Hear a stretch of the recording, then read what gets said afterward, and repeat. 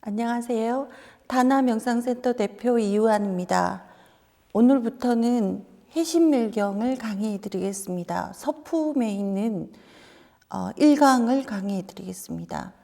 해심밀경은 불교 심리학인 유식학의 경전인데요.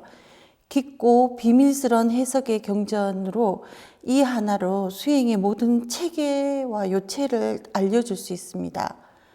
전체가 8품으로 이루어져 있으며 서품, 승의제 상품, 심의식 상품, 일체법 상품, 무자성 상품, 분별유가품, 지바라밀다품, 열애소작사품으로 되어 있습니다.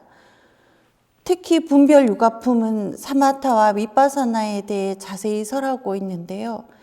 이것을 지관쌍수라고 하는데 이것과 그 육바라밀 수행은 구체적인 그 수행 과정에서 매우 중요하다고 할 수 있습니다.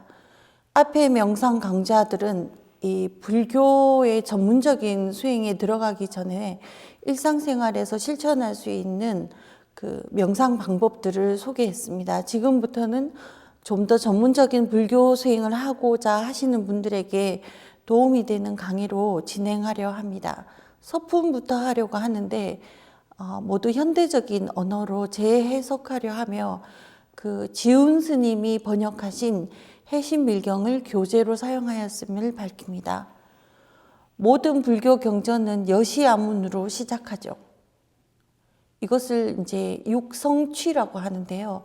육성취라고 하는 것은 신성취, 문성취, 시성취, 주성취, 처성취, 중성취가 있습니다. 이런 형식들이 우리들에게 어색하기 때문에 불교가 매우 멀게 느껴지는데 의미를 알고 보면 그리 어려운 것이 아닙니다. 여시아문이라는 것은 신성취와 문성취를 말합니다.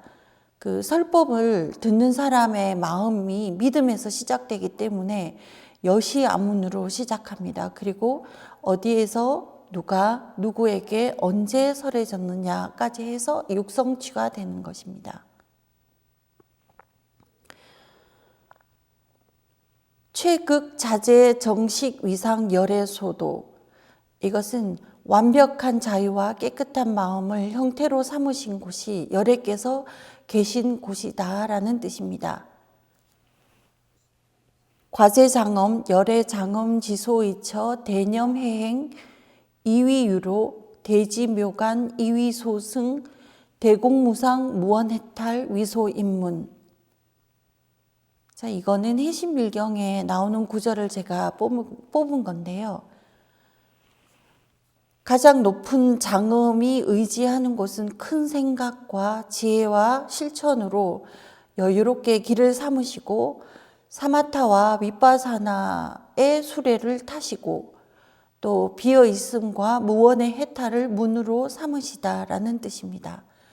여기서 그 수행의 길과 수레와 문을 설명하셨습니다.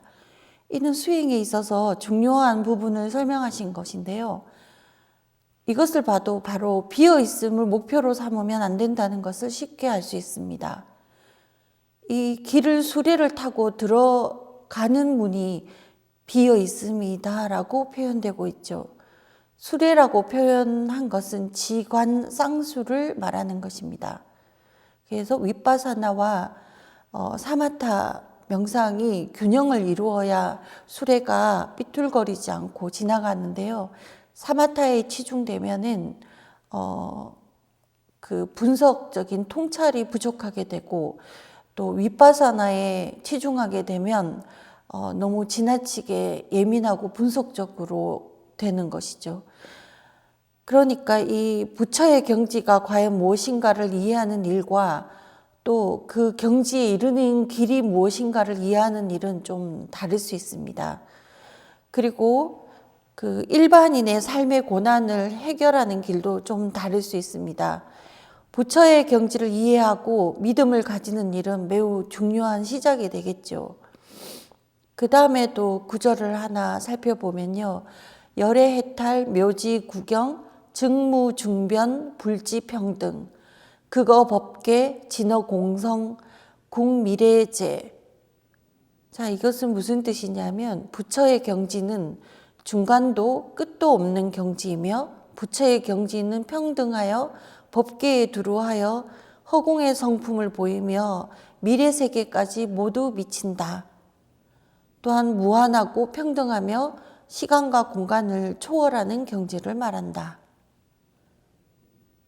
그리고 이어서 공부를 해 나가는 길에서 필요한 지혜에 대해서 설명하는데요. 삼명이라는 지혜가 있는데 삼명이라 한 것은 세 가지 밝은 지혜를 의미하는데 첫 번째 그것은 전생의 일을 환히 보고 세상에 대한 깊은 실증을 내는 것과 후생의 일을 환히 보고 생사에 대해서 깊이 실증을 내는 것, 또 이미 이렇게 실증을 내어 열반을 좋아하는 것, 세 가지를 말합니다. 이렇게 소품의 끝에는 설법을 듣는 대중의 덕과 수준에 대한 자세한 설명이 나옵니다. 여러 종류의 지혜와 삼명, 현법낙주, 또 큰 인욕을 지녔고 광대한 법미를 지니고 5가지 두려움인 잘 생활하지 못할 것에 대한 두려움, 명예를 잃음에 대한 두려움, 죽음의 두려움, 악위의 두려움, 대중을 겁내는 두려움을 뛰어넘은 제자들을 나타냈습니다. 그리고 위에서 부처의 경지를 설명하는 것 중에 허공의 성품이 나왔는데요. 부처의 경지는 말로 설명하기 어렵다는 것은 익히 들어서 알 것이나 이전에 허공을 가지고 부처의 경지를 모두 설명하는 시도를 열어보았습니다. 사실 그렇게 단순하지가 않은 경지인데 쉽게 이해시키려는 시도를 많이 보는데요. 쉽게 가려는 것 자체도 또 쉽게 설명하려는 것 자체도 욕망이라고 생각됩니다. 그래서 길을 설명했고 타고 가는 수레도 설명했고 또 들어가는 문도 설명했습니다. 그리고 이 길을 가다 보면 과정과 목표 지점도 헷갈리기 쉬운데요. 그리고 특히나 번뇌와 지혜를 구별하지 못하고 또 지혜도 여러 차원이 있다는 것을 구별하지 못합니다. 우리가 그 최상의 깨달음인 초월지를 무상정등각이라 표현했는데 그 전에도 무위로만 가서는 번뇌들을 다 항복받지 못합니다.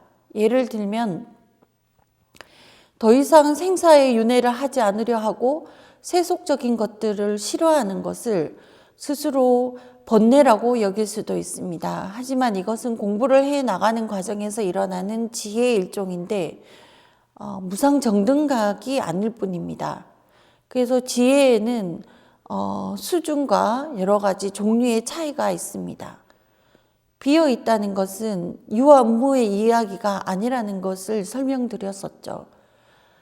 비어 있다는 것은 어떻게 존재하느냐 하는 존재의 실상의 문제라고 말씀드렸습니다. 우리는 수행의 길을 제대로 걸어가야 문을 만나는데요. 문 자체는 사실 목표가 될 수 없습니다. 하지만 문을 열고 들어가야 다른 차원의 존재의 실상을 볼 수가 있습니다. 스스로 목표를 세우고 열심히 가고 싶겠지만 이 길은 직접 가본 사람만이 알 수 있기에 직접 가본 사람의 말을 이해하는 것이 최우선적으로 해야 할 일이 됩니다. 그리고 한 생각을 크게 내어 실천해 나가야 하죠. 실천해 나가다가 문을 만나면 열고 들어가면 됩니다.